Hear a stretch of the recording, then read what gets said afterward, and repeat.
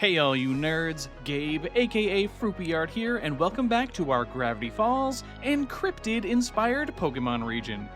In the previous episode, you tracked down a super ugly creature in the woods, only to find that it was Tobert.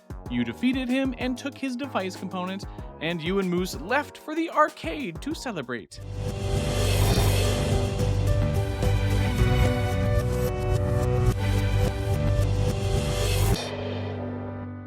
Okay, we're almost there, so you had best prepare yourself for the splendor and majesty of the Twin Pines Arcade. Just another block, and you get to enjoy all of the coolest...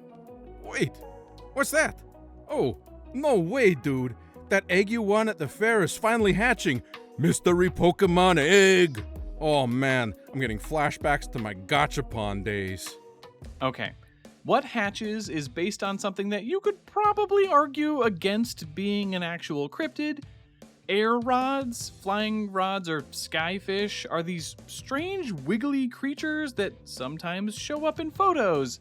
Some people believe that they are alien life forms, adapted for flight and so fast that they can only be captured on camera. This is, of course, ridiculous. They are, in fact, just insects captured on film with a long exposure, so the motion blur stretches out their bodies and the wing pattern gets swooped into these ridges. But that's not going to stop us from doing something weird and otherworldly with it. There are plenty of Pokemon in the Hoenn region that are basically Ultra Beasts anyway, and it is fun to do designs that are just a bit more out there, like these 3 eyes. It's pretty fun. A little unsettling, maybe, but still cute. Okay, let's go ahead and meet the creature that has hatched from your egg.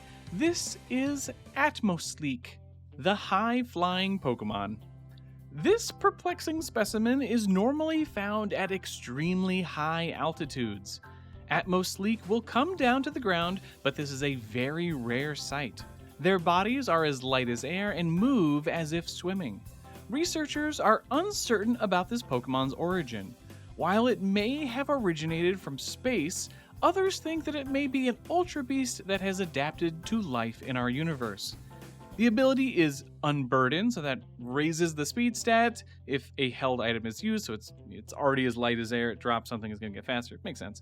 And the hidden ability is Hydration.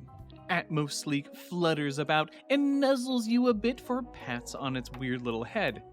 Great pull! Super weird and super rare. And before we go to the arcade, we can stop at the daycare center next door. Hey, Mr. Mayor. Moose, I told you. You can call me Terry, especially when I'm at my side job. No can do, dude. You're Mr. Mayor, even when you are mad fluxing at your side hustle. Anyway, my main compadre here just hatched a new Pokemon. You mind if we leave it with you while we hit up the arcade? Of course. You two are always welcome to leave Pokemon with me. All the playtime may make them stronger, and the weirdest thing happens sometimes. Every once in a while, a Pokemon egg will show up here. I'm still trying to figure out where they come from. One of life's great mysteries. You and Moose pop next door into the loud and flashing arcade. He pulls you this way and that to show you all of his favorite games. He is in his element and pumped to share it with a buddy. But as you wind your way around to the back of the arcade, you stumble upon some familiar-looking baddies disassembling a machine. You're sure the piece the boss wants can be harvested from one of these machines? That's what they said. Well, I'm still not finding it. And, oh no, look who it is. You again? What are you doing bugging us again? You'll scram if you know what's good for you. Yeah, I think you're definitely playing that game wrong. You don't need to try and get inside the game. I've been there. It doesn't end well. And you brought the clueless research assistant? He'll be no help. He's as dumb and ugly as he is useless. Ouch, dude. I'm like standing right here. Alright, that's it. Leave or we'll make you. Hey, Hambone. You want to totally wipe the floor with these noobs? With Moose at your side, you jump into your first double battle. The 2 grunts send out a Cubesque and Resnick to start, but you're able to make quick work of them. After that, they each send out a new Pokemon. Continuing the trend of Pokemon that are definitely more Ultra Beast, we're going to do something a little odd. I knew that I wanted something that referenced Giffany and Rumble McSkirmish, and we'll get there, but this is going to be our digital-looking pre-evolution. Specifically, I wanted this to feel like it was a small piece of Missing No that chipped off. This is definitely a line that I kind of want some people to look at and say, well, that's just not a Pokemon, which sounds like a strange goal to have, but I just want a bit more variety and to get a little experimental with some of these designs. The drawing process took a little bit longer than normal because doing all that pixel art in my normal style is just a bit demanding, but I eventually got there. Okay, let's go ahead and meet Missinbit, the glitch Pokemon. This electric type appears to be made entirely of code. Researchers suspect that it is another Ultra Beast that has adapted to our world by spending much of its time hiding within electronics. Outlandish theories claim that Missinbit is related to a theorized Ultra Beast called Missing No. More research is needed to confirm these rumors. Its ability is Trace, so that lets it copy the foe's ability, and its hidden ability is Download. Missinbit pops out and doesn't look too formidable, but the other Grunts Pokemon is much larger. I just had to get a haunted animatronic in here. Some people think that the Gravity Falls episode is a reference to Five Nights at Freddy's, but the Gravity Falls episode, Seuss and the Real Girl, was actually first, but that's not going to stop me from getting Freddy in here anyway. I knew that this was going to be a single stage design, so I could afford to have it be a bit more complex. And of course, it's always great to get to do an asymmetrical design. The arm position in particular is a nod to those dumb little claw games in arcades. And I gotta say, I love that I was able to get a top hat made out of a bolt, nuts, and washer instead of just a literal hat. Okay, let's go ahead and learn all about Fazor, the animatronic Pokemon. Urban legends tell that enraged spirits latch onto old discarded animatronics to create a Fazor. They are an unpredictable Pokemon to work with.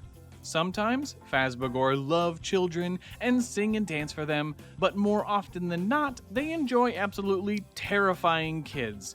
They wander the city at night, but few trainers choose to catch them. The ability is a new one that I made again, Terrorize, that lowers the special attack stat of all opponents whenever it switches into battle, and the hidden ability is Intimidate. These two Pokemon don't have much double battle synergy. This is your first double battle after all, but Missinbit and Fazor are still pretty tough, but you do manage to take them out. Ugh, not again! I say we use the MUW and trash this place, just to teach you not to mess with the Cypher Squad again. I couldn't agree more. You asked for this. One of the Cypher Squad grunts reveals a small circular device and powers it on. It whirls with intense energy before tearing a tiny dimensional rift in the air above it. The two grunts laugh maniacally as something pulls the rift wider from the other side and squeezes out. The Cypher Squad grunts flee now that they have successfully summoned a new unstable Ultra Beast. Ah yeah, your second Ultra Beast boss is going to fit right in at the arcade. Going more towards urban legends here, we'll be working with the Polybius game cabinet. This was an arcade machine that people claimed showed up in a handful of arcades in Portland, Oregon in the early 80s. Men in Black would drop off the machine and pick it up a few days later. In that time, kids who played it would experience headaches, nightmares, seizures, memory loss. It was supposed to be like a top secret experiment by the government. So, fun inspiration. And also, though subtle, I liked how the front panel of the arcade machine kind of reads like an old VHS tape. So we're sprinkling in a bit of that cursed VHS tape lore as well, because why not? Getting the colors figured out took me a bit, since I wanted the weird, unnatural Ultra Beast feeling colors, but it was also important to get something close to the shade of green used in the Polybius logo. But yeah, I got there. Okay, let's meet your newest boss beast. This is Vigilta, the Distortion Pokemon. UV screen is able to negatively affect others who merely gaze at its strange, distorted expression. People have reported severe headaches, nausea, and even memory loss around this otherworldly electric type. While it emotes on its screen, Vidijolta's power seems to emanate from the cartridge suspended below. The ability is Electric Surge, so that it will set up electric terrain whenever it enters, and the hidden ability is, of course, Beast Boost. The tiny portal it entered through shrinks and blips out of existence. It sets up electric terrain right away, boosting electric moves, and begins tearing through Moose and your teams.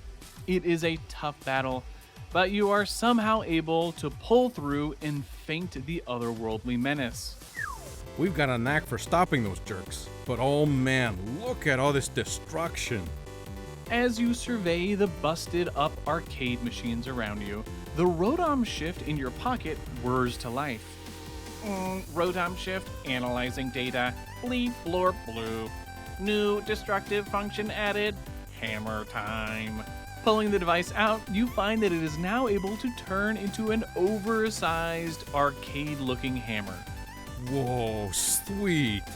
I bet you could break through barriers that have previously been blocking your path, Metroidvania style. But seriously though, we should tell Professor Pines that these Cypher Squad guys are causing some major trouble.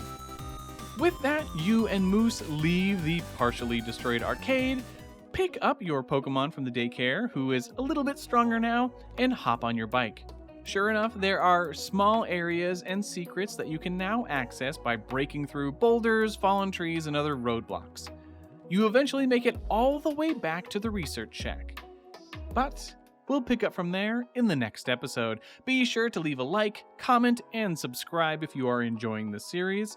There is a new puzzle added to the Discord server, so check out the video description for details on how to join the journal deciphering fun if you haven't done so already. Alright, I will catch you in the next one. Later, nerds.